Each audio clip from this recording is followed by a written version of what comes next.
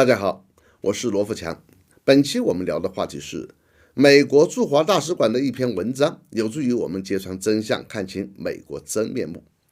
今天搜索有关消息的时候，看到美国驻华大使馆网站5月3日18时30分发布的一条报道，标题是各国纷纷驱逐俄罗斯外交官，以抗议俄罗斯对乌克兰发动战争。开篇第一句话就是为回应俄罗斯于2月份全面入侵乌克兰的行径，各国发出了响亮的声音，命令俄罗斯官员离境。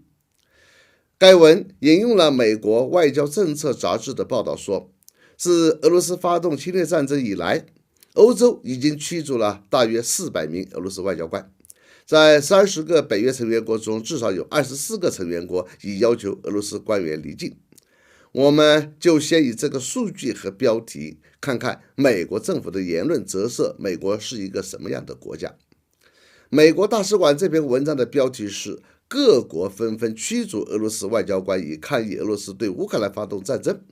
但列举出来的各国却只有24个，而联合国会员国已经达到193个，还有2个观察员国。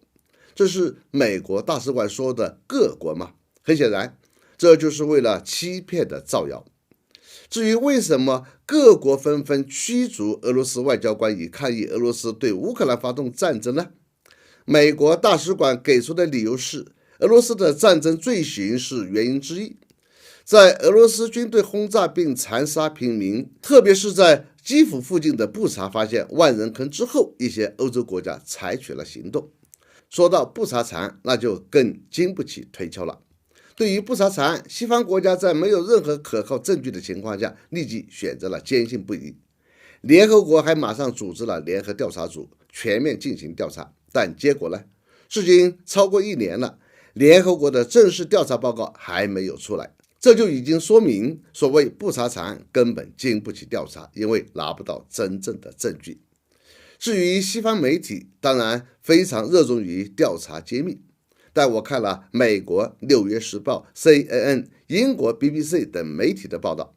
其展示了很多调用的监控视频，只有俄军士兵街头开进的画面，还有多个监控不同角度拍摄的俄军押送10多名无军俘虏的画面，就是找不到一个俄军在街头枪杀平民和战俘的画面。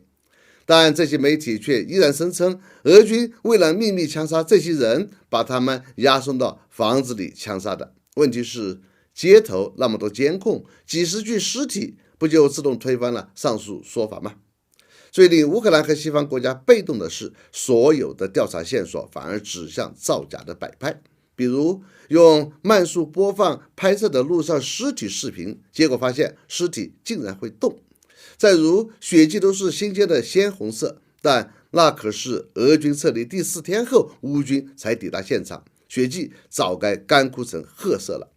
更有一名在所谓布查惨案中被杀害的女子，后来现身说法，说那时候是被要求参加一项特殊的宣传，她为自己的行为道歉。还有乌军在摆拍屠杀现场的画面被路人拍摄曝光，被屠杀的演员化妆照被曝光等等。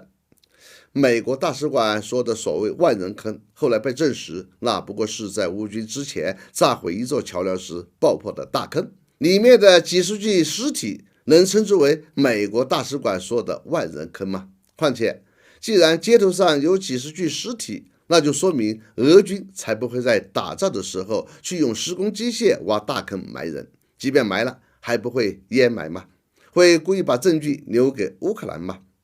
在所谓布查惨案已经被公认是乌克兰方面摆拍的情况下，美国却还拿来说事，逐渐造谣抹黑、栽赃陷害，这是美国国家本质之一。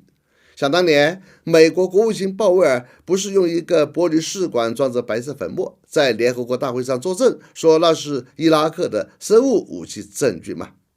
捏造证据欺骗联合国，欺骗全世界，这的确是美国的一贯手段。